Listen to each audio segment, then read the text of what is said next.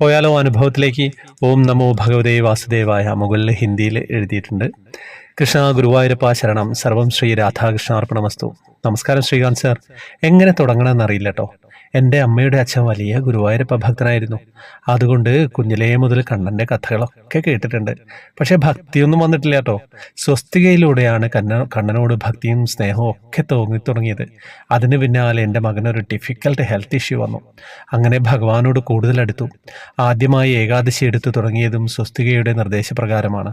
ഇപ്പോൾ ത്രിമധുരത്തിലൂടെയും ഓരോ അനുഭവ കഥകളിലൂടെയും കണ്ണനെ കൂടുതൽ അറിയാനും സ്നേഹിക്കാനും തുടങ്ങി.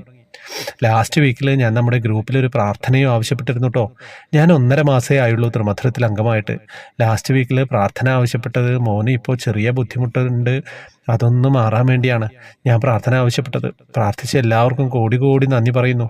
ഇന്ന് 8/6/26 ബ്ലഡ് ടെസ്റ്റ് റിസൾട്ടൊക്കെ കിട്ടിയിട്ടോ, എല്ലാം നോർമലാണ്. അന്ന് തന്നെ എനിക്ക് ഉച്ചപൂജ അലങ്കാരം പറഞ്ഞതിന് സമ്മാനവും കിട്ടി. അതെനിക്ക് എന്തെന്നില്ലാത്ത സന്തോഷം പകരുന്നു. ഭഗവാന്റെ അനുഗ്രഹം എന്നല്ലാതെ എന്താണ് പറയേണ്ടത്? ഇതിനു മുൻപും അലങ്കാരം പറഞ്ഞത് ശരിയായിട്ടുണ്ട്, പക്ഷേ സമ്മാനം കിട്ടിയിട്ടില്ല. സമ്മാനം സ്പോൺസർ ചെയ്ത എല്ലാവർക്കും നന്ദി പറയാണ്. മോനും പ്രശ്നമൊന്നും ഇല്ലാതിരുന്നാൽ ഞാൻ ത്രിമധുരത്തിൽ പറയാമെന്ന് ഭഗവാനോട് പറഞ്ഞിരുന്നു.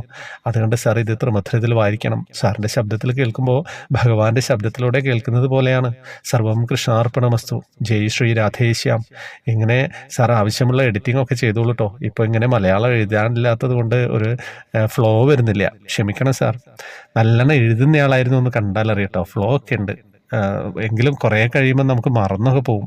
പിന്നെ ഈ കമ്പ്യൂട്ടറും ഫോണും ഒക്കെ നമ്മൾ ഉപയോഗിച്ച് നമ്മളുടെ ആ ഒരു എഴുത്തിൻ്റെ ചില വാക്കുകളൊന്നും വരില്ല.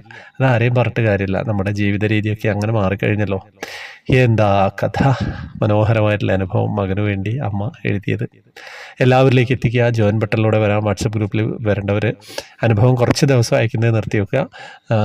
പിന്നെ അത്യാവശ്യമുള്ളവർ മെമ്പർഷിപ്പ് എടുത്തിട്ട് വരിക. അപ്പം എനിക്ക് പെട്ടെന്ന് തന്നെ കാണാനും മനസ്സിലാക്കാനൊക്കെ സാധിക്കും. ഹരേ കൃഷ്ണ.